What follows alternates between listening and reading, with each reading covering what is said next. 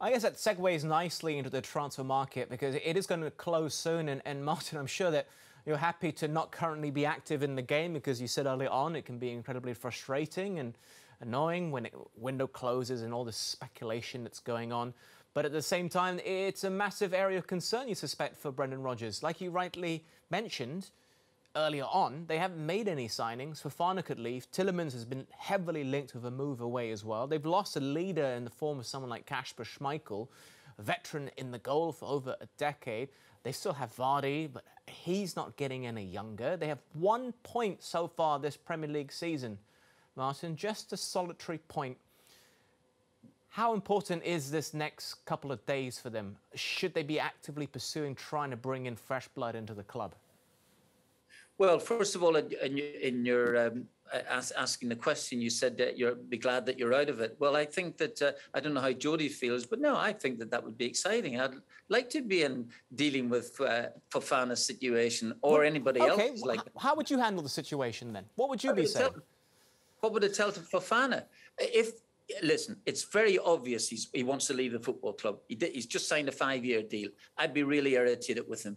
And I must admit, sometimes I do take things like this here rather personally, which I really should never have done in managerial times. Shouldn't take it too personally. At the time that James Milner wanted to go to Manchester City, and I felt that that obviously we couldn't match his wages and things like this here, which he was getting. He's been a fantastic professional, and I took it too personally because I brought him down from Newcastle United. At the time, he did fantastically for us, and then obviously he's gone on not only at Manchester City but at Liverpool, and it's brilliant.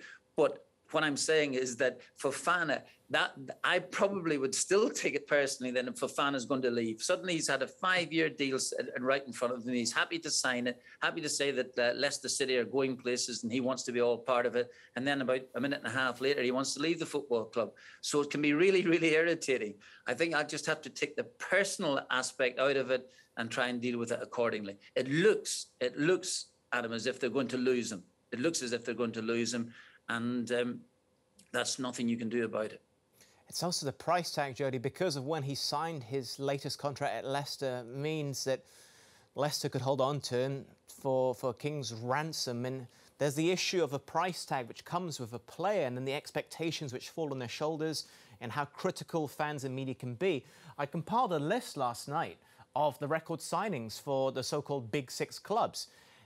And I think it might speak volumes of what I'm trying to get across as a point. I mean, I look at Arsenal, Nicola Pepe, he's their record signing. He's currently out on loan. Romelu Lukaku is Chelsea's current record signing. He's currently out on loan.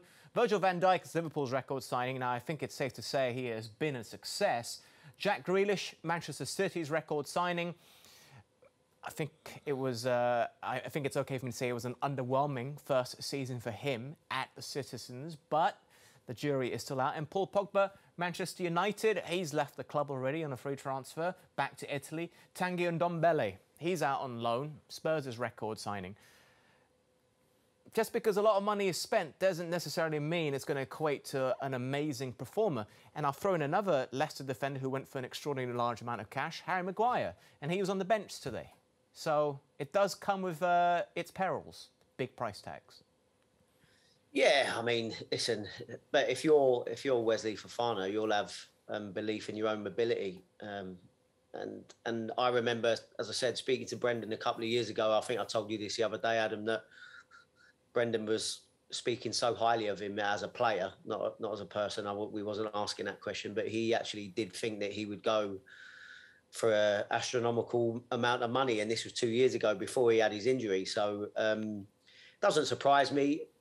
Maybe surprised me a little bit that there's such a big focus on trying to get another defender in when I think we need a striker. I do think that we have got enough at the back, to be fair, but obviously it's what Tuchel's looking for, and he may be looking a little bit more to the future with, although we're waxing lyrical about how good Thiago Silva is at nearly 38 years of age.